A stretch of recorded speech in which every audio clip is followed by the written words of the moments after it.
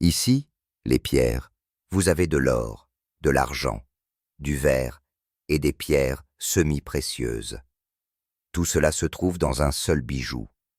Pendant près d'un siècle, les experts ont écarté l'étrange pierre verte au cœur du collier du pharaon Toutankhamon, la considérant comme une simple imitation, une illusion magnifiquement conçue. Pourtant, caché à l'intérieur de ce pendentif antique se trouvait quelque chose de bien plus extraordinaire que de l'or ou des bijoux. Des scientifiques modernes ont maintenant découvert que la pierre précieuse sculptée en forme de scarabée ailé a été forgée dans un feu qui ne vient pas de cette terre, né d'un cataclysme si puissant qu'il a remodelé une partie du Sahara. Et la vérité sur la façon dont cette pierre a trouvé son chemin dans la tombe d'un pharaon réécrit tout ce que nous pensions savoir sur le plus célèbre roi d'Égypte. La découverte et le doute. Lorsque Howard Carter est entré dans l'obscurité de la tombe de Toutankhamon en 1922, il n'aurait jamais imaginé qu'il était sur le point de découvrir l'un des mystères scientifiques les plus étranges jamais trouvés en Égypte. Sous des couches d'or, d'ivoire et de trésors destinés à l'au-delà, il a découvert un magnifique pectoral en or. Il était orné d'ailes complexes représentant le dieu Khépri, le scarabée qui poussait le soleil dans le ciel chaque jour. Au centre de cette pièce sacrée reposait un scarabée vert-jaune brillant qui semblait rayonner de sa propre lumière, comme s'il avait piégé un morceau du soleil lui-même. Carter pensait que la pierre précieuse était de la chalcédoine, un minéral couramment utilisé dans les bijoux égyptiens. Il l'a répertorié, photographié et placé parmi les innombrables trésors qui remplissaient la tombe. Mais même lui a remarqué que la couleur et la luminosité du scarabée étaient inhabituelles. La pierre était plus brillante, plus claire et, d'une certaine manière, plus vivante que toute autre gemme trouvée dans la vallée des rois. Sa surface lisse reflétait la lumière d'une manière qui semblait artificielle, presque d'un autre monde. Dans les années qui ont suivi, les érudits ont débattu de l'origine de la pierre mystérieuse. Certains pensaient qu'il s'agissait d'une forme de verre coloré, créée par les premiers artisans égyptiens qui avaient découvert un moyen de faire fondre le sable en ornement. D'autres ont suggéré que le scarabée avait été ajouté au collier longtemps après la mort de Toutankhamon par des faussaires cherchant à augmenter la valeur de l'artefact. Les théories allaient et venaient, mais aucune ne pouvait expliquer entièrement l'étrange éclat ou la pureté du matériau. Le mystère est resté enfoui dans les collections et les archives des musées, attendant patiemment que la science rattrape son retard. Tout a changé en 1932, lorsqu'un explorateur britannique du nom de Patrick Clayton voyageait à travers la Grande Mer de Sable, une vaste étendue de désert entre l'Égypte et la Libye. En traversant les dunes, il remarqua de petits morceaux de verre jaune-vert éparpillés sur le sable, scintillant sous le soleil brûlant. Les fragments étaient lisses, à bords tranchants et presque translucides. On aurait dit que le désert avait fondu et s'était refusionné en verre. Clayton a collecté des échantillons et les a envoyés à des laboratoires à Londres, où les géologues ont été stupéfaits par ce qu'ils ont découvert. Le verre était presque entièrement composé de silice pur, une composition qui nécessitait une chaleur bien supérieure à celle que n'importe quel feu naturel ou technologie humaine de l'époque pouvait produire. Et il n'était pas volcanique. Il n'y avait pas de coulée de lave, pas de cendres, aucun signe d'éruption nulle part près de la région. C'était un mystère sans cratère, un indice sans origine. Les scientifiques l'ont appelé « verre du désert libyen ». Lorsque les experts ont comparé plus tard des échantillons de ce verre du désert à la pierre précieuse du pectoral de Toutankhamon, les résultats ont été stupéfiants. Ils étaient identiques. Le scarabée du pharaon avait été taillé dans un matériau formé non pas par l'homme, mais par un événement naturel si puissant qu'il avait fait fondre les sables du désert en verre. Cette révélation a ébranlé les historiens et les scientifiques. Cela signifiait que le collier en or enterré avec le jeune roi d'Égypte contenait un morceau de matériau né d'une chaleur et d'une violence inimaginables. La question était de savoir quelle force sur Terre aurait pu le créer. Personne n'avait encore de réponse. Mais quelle qu'elle soit, elle avait laissé derrière elle une relique de beauté et de mystère. Une relique qui reliait les sables d'Égypte à la fureur du cosmos. Le scarabée ailé, symbole, artisanat et mystère. Au cœur de la croyance égyptienne antique, peu de symboles avaient plus de pouvoir que le scarabée. Pour le peuple d'Égypte, cette humble créature était bien plus qu'un insecte. Il représentait le dieu Khépri, la force divine qui renouvelait le soleil chaque matin et le faisait rouler dans le ciel. L'habitude du scarabée de pousser une boule de fumier à travers le sable reflétait cet acte cosmique. Et lorsque la nouvelle vie émergeait de la boule enterrée, les Égyptiens y voyaient un signe puissant de résurrection. Le scarabée en est venu à incarner la renaissance, la transformation et le cycle éternel de l'existence. Les scarabées sont apparus partout dans la vie égyptienne. Ils étaient sculptés en amulettes, portés pour la protection, pressés dans des sceaux pour marquer les décrets royaux et placés sur le cœur des momies pour guider l'âme dans l'au-delà. Chaque scarabée portait des prières sacrées et des invocations du dieu soleil Ré. Pour les pharaons, le scarabée était profondément personnel, un rappel divin que leur pouvoir et leur esprit étaient éternels. Dans la mort, il symbolisait l'espoir que l'âme du souverain ressusciterait, tout comme le soleil le faisait chaque matin. Cette croyance spirituelle a trouvé son expression la plus étonnante dans le pectoral de scarabée ailé, découvert parmi les trésors de Toutankhamon. Lorsque Howard Carter a découvert la tombe du jeune pharaon, il a trouvé ce chef-d'œuvre posé directement sur la poitrine royale. Un bijou conçu pour relier les mondes des dieux et des hommes. Le pendentif brillait d'un or éclatant, incrusté de pierres précieuses et de verres colorés, qui captaient le scintillement de la lumière des torches comme la lumière du soleil capturé. En son centre, le scarabée ailé déployait largement ses ailes ornées de bijoux. Une créature divine, prête à élever l'âme du roi vers les cieux. 2 cobras protecteurs, ou Uraeus, flanquaient le scarabée, leurs capuches dressées dans une vigilance éternelle. Entre leurs enroulements reposaient des symboles d'unité, le lotus et le papyrus, représentant la haute et la basse Égypte unies sous le règne divin de Toutankhamon. Au-dessus, un disque solaire radiant brillait avec un croissant de lune en dessous, évoquant la danse éternelle de la lumière et de l'ombre, du jour et de la nuit. L'ensemble de la pièce a été créé à l'aide de la technique du cloisonné, dans laquelle de fins fils d'or étaient façonnés en cellules complexes remplies de minuscules morceaux de pierre semi-précieuses et de verre. Chaque détail était délibéré.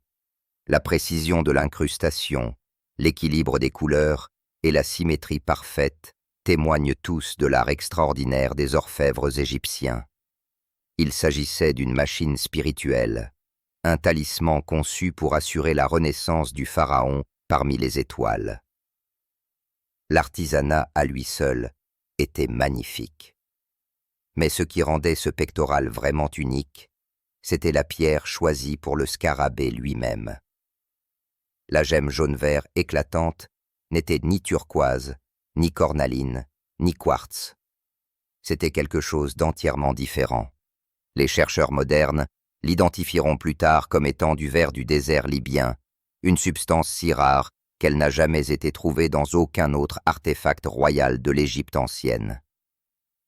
Nulle part ailleurs dans les vastes collections de bijoux pharaoniques, ce matériau n'apparaît.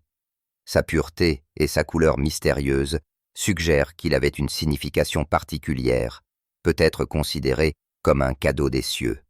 Pour les Égyptiens, qui considéraient le cosmos comme un royaume vivant de Dieu et de force, une telle gemme lumineuse pouvait ressembler à de la lumière du soleil solidifiée. l'essence divine transformée en pierre. Pourtant, dès sa découverte, ce scarabée a soulevé des questions. Les premiers archéologues et gémologues n'ont pas pu identifier le matériau. Il ne ressemblait à aucune pierre originaire d'Égypte. Sa couleur était trop vive, sa transparence trop parfaite. Certains experts ont suggéré qu'il s'agissait de verre artificiel, une expérience précoce dans l'art de la haute température. D'autres pensaient qu'il s'agissait d'un type de quartz façonné par des méthodes inconnues. Quelques sceptiques ont même affirmé qu'il avait été ajouté au collier des siècles plus tard, une contrefaçon destinée à accroître le mystère de l'artefact. La confusion était compréhensible. À l'époque, le phénomène du verre du désert libyen était à peine connu. La grande mer de sable, où des morceaux de ce verre étaient éparpillés, est restée largement inexplorée. L'absence de volcans ou de cratères de météorites évidents a rendu le matériau encore plus difficile à expliquer. Comment du verre pouvait-il se former naturellement dans le désert sans source apparente de chaleur extrême? Les scientifiques n'avaient pas de réponse. Pour beaucoup, la conclusion la plus simple était que la pierre était artificielle. L'idée qu'elle avait été formée par une explosion cosmique était trop extraordinaire pour être prise au sérieux. Pourtant, l'énigme a refusé de s'estomper. Plus les chercheurs étudiaient l'artefact, plus les questions émergeaient. La pureté du matériau, la présence de bulles microscopiques et sa composition exacte laissaient entendre que quelque chose de bien plus puissant que des mains humaines l'avait façonné. Lentement, l'attention s'est tournée vers le désert lui-même, vers les dunes isolées et silencieuses le long de la frontière entre l'Égypte et la Libye. Avec le temps, les nouvelles technologies ouvriraient la porte aux réponses. Des scientifiques armés de microscopes électroniques, d'imagerie à haute résolution et de spectroscopie avancée commenceraient à répondre à la question suivante. Quelle est l'histoire cachée à l'intérieur de ce morceau de verre unique? La route archéologique du désert au pharaon. Les anciens Égyptiens ne se limitaient pas aux rubans luxuriants du Nil. Leurs explorateurs et leurs commerçants s'aventuraient profondément dans le désert occidental, à travers des racines qui reliaient les oasis et disparaissaient dans les dunes, s'étendant jusqu'à l'horizon. Les caravanes traversaient les oasis de Karga et de Dakhla, transportant des minéraux, des pierres précieuses et de rares curiosités vers la vallée du Nil. Au-delà de ces routes se trouvait le plateau du Guilf Kébir et la grande mer de sable, où peu osaient voyager. Le paysage était austère et silencieux. Pourtant, l'histoire suggère que des expéditions égyptiennes ont atteint même ces lieux désolés à la recherche de minéraux, de pigments et de matériaux exotiques. Si le verre du désert libyen a jamais été ramassé dans l'Antiquité, il a dû être découvert par hasard. Peut-être qu'un éclat de verre jaune-vert a capté la lumière du soleil lors d'une campagne dans le désert, ou qu'un voyageur l'a apporté comme une étrange curiosité venue de loin, au-delà du monde connu. Une autre possibilité est qu'il ait été offert comme cadeau diplomatique par des tribus du désert qui le considéraient comme sacré, ou qu'il soit passé entre les mains du temple en tant qu'objet de signification rituelle. Ce qui est certain, c'est que d'une manière ou d'une autre, cette relique céleste a trouvé sa place dans l'orbite du roi le plus célèbre d'Égypte. Aucun document égyptien ne nomme ce verre directement. Aucune inscription ne le décrit. Aucune carrière ou mine ne porte sa marque. Les archéologues n'ont trouvé aucun atelier dédié à son travail, et le vaste champ où il se trouve est l'une des régions les plus reculées et les plus impitoyables de la Terre. Le silence des archives ne fait qu'accroître son mystère. Le scarabée ailé de Toutankhamon reste le seul objet royal connu à présenter ce matériau, ce qui suggère que même dans le monde antique, il était extrêmement rare, peut-être connu seulement d'un petit nombre d'élus. La tâche de sculpter et de polir un tel matériau aurait mis à l'épreuve les limites de l'artisanat antique. Le verre du désert libyen est incroyablement dur et cassant, beaucoup plus difficile à façonner que le lapis lazuli, la cornaline ou la turquoise, tant appréciés dans les bijoux égyptiens. Pourtant, les artisans de la cour de Toutankhamon ont réussi à le façonner en un scarabée parfait, lisse et symétrique, avec des ailes déployées en délicates filigranes d'or. Ils ont dû utiliser des sables abrasifs, des outils en cuivre et une précision remarquable, révélant une maîtrise technique qui rivalise avec la taille de gemmes modernes. L'acte même de transformer ce matériau tenace en un symbole sacré était en soi un exploit digne de la faveur divine. Pour les Égyptiens, le scarabée n'était pas simplement un ornement. C'était l'emblème de la Renaissance, du soleil levant et du renouveau éternel de la vie. En plaçant une pierre d'origine cosmique au cœur de ce symbole, les joailliers du tombeau de Toutankhamon ont créé un objet qui fusionnait le ciel et la terre. Le jeune pharaon, dont la mort était aussi énigmatique que son règne, était désormais orné d'une pierre précieuse née dans le feu des étoiles. Dans l'imaginaire antique, le cosmos n'était pas lointain. C'était une présence vivante, intimement liée à l'ordre divin. Le ver du désert, probablement considéré comme un fragment de feu céleste, aurait incarné ce lien. Il reliait le pharaon aux cieux, proclamant sa place parmi les dieux et son voyage éternel à travers l'au-delà. Que ce soit par accident ou par dessein divin, le chemin de ce ver mystérieux, des sables brûlants du grand désert au coffre doré d'un enfant roi, était une histoire de retour cosmique. La science dévoile le secret.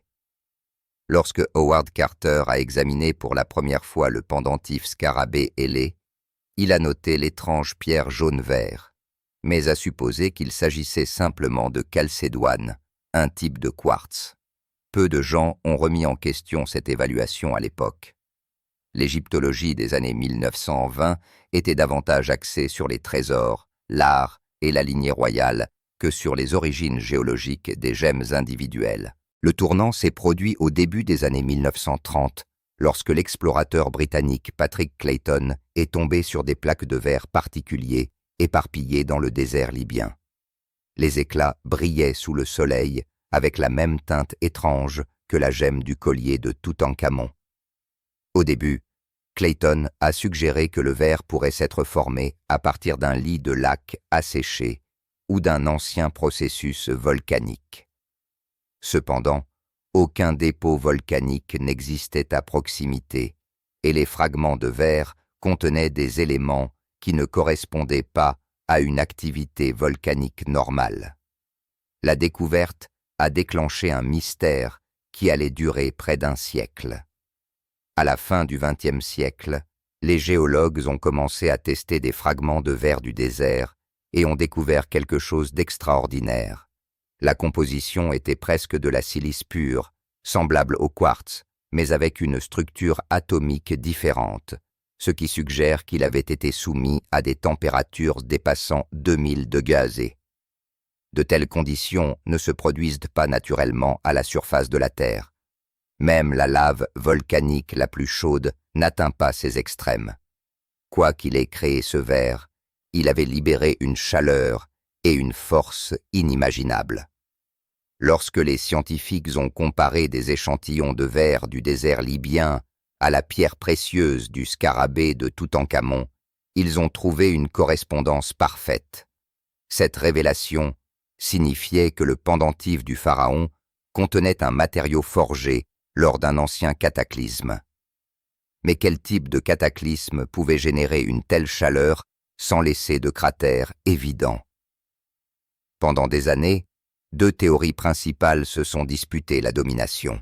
Un camp soutenait qu'une météorite massive avait frappé le désert il y a des millions d'années, faisant fondre le sable en verre avant de s'éroder ou d'être enfoui sous des dunes mouvantes.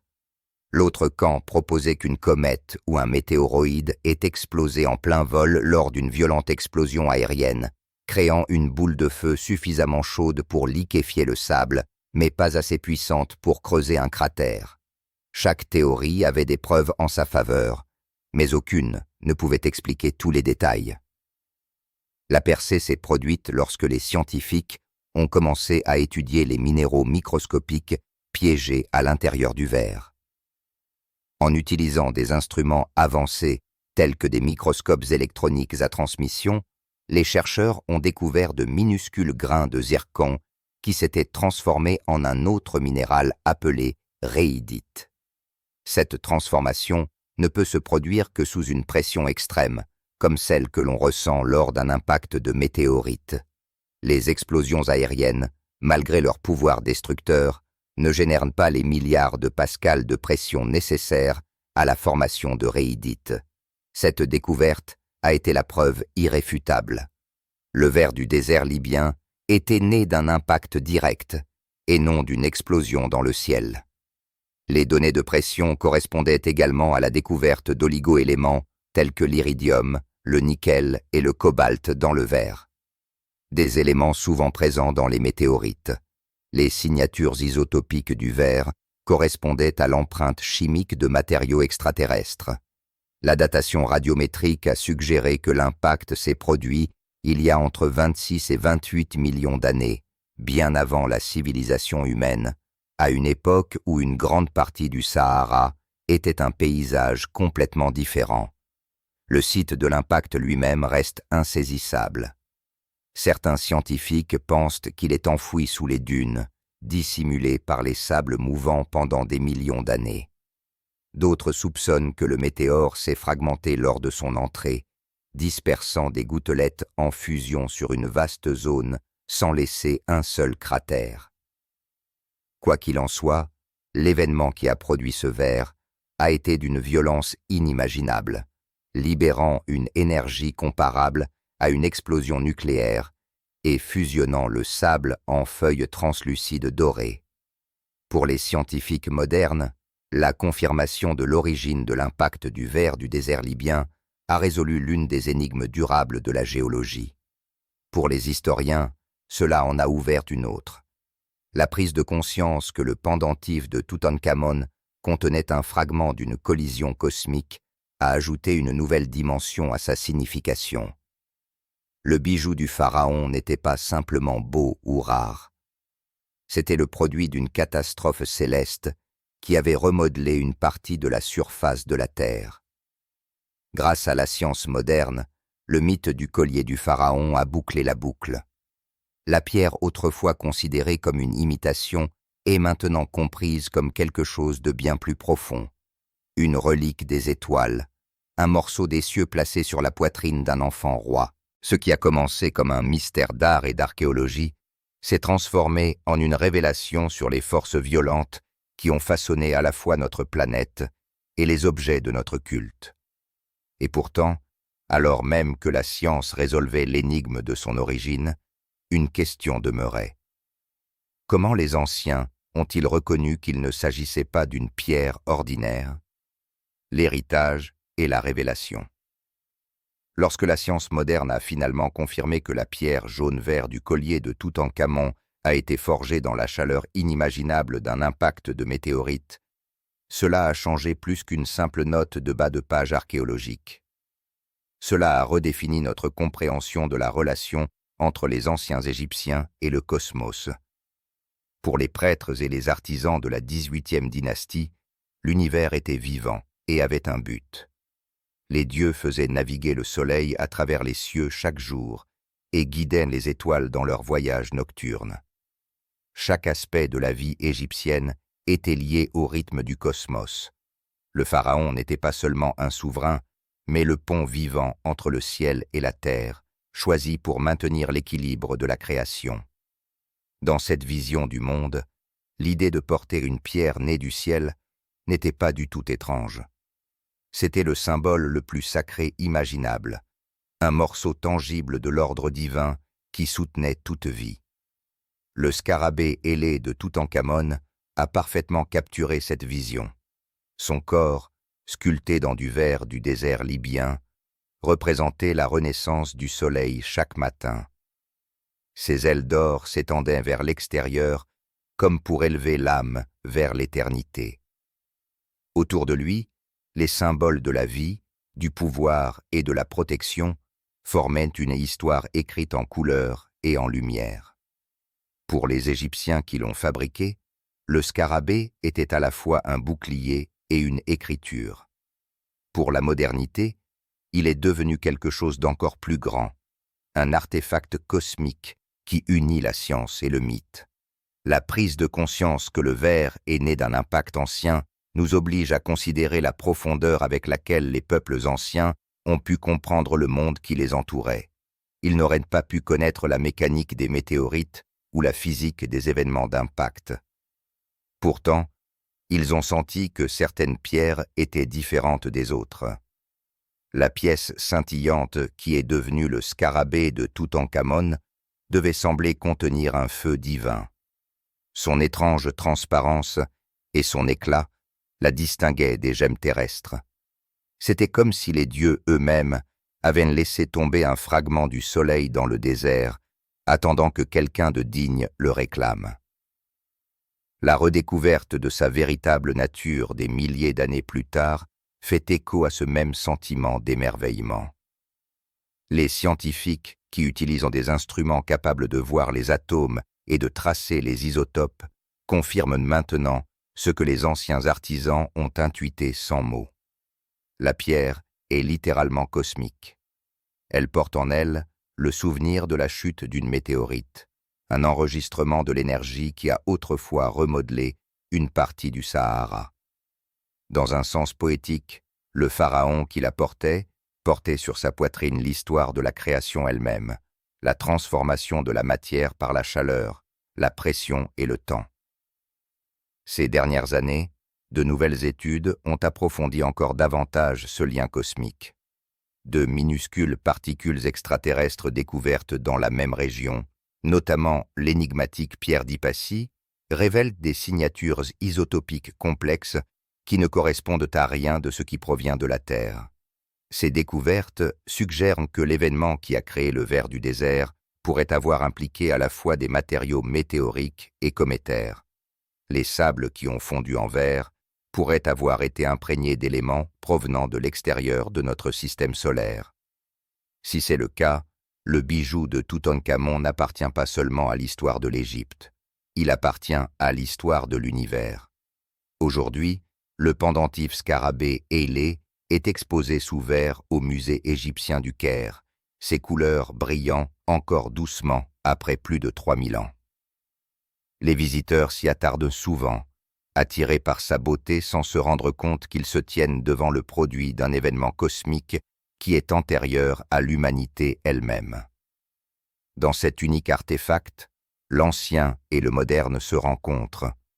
Le prêtre qui chantait autrefois des hymnes au soleil l'aurait vu comme une preuve de l'ordre divin. Les scientifiques le considèrent maintenant comme une preuve d'un impact céleste. Les deux ont raison à leur manière. Le mystère du collier de Toutankhamon nous rappelle que l'émerveillement est intemporel.